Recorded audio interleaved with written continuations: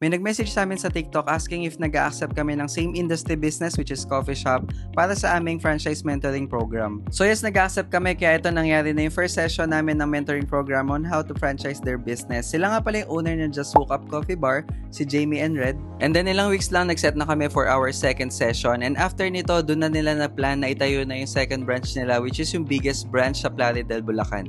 Na-feel namin yung passion nila and work ethics pagdating sa pagbe-business kaya lalo kami na-excite na mag-share ng mas maraming knowledge para mas matulungan sila. Instead of seeing us as their competitors dahil pareho kaming cafe owners, dito ko nakita na they are very responsible leaders dahil mas pinili nila na mag-seek ng help sa amin para mas mapalago yung business nila. Halos lahat na mini-mentor namin nagiging friends na rin namin and we didn't expect na after ilang months magkakasama-sama pa kami sa travel sa Vietnam. Habang nagpapahinga kami sa isang coffee shop, I did a quick interview with them and ito na nga sinabi nila.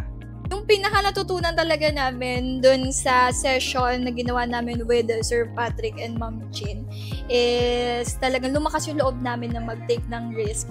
After nung second session namin, ginaw na talaga namin yung second branch namin. So hintayin mo pa bang magkamali ka bago ka pagpa-mentor? Or magbabayad ka na lang para may tama na yung mga dapat mong gawin? So ituloy mo na.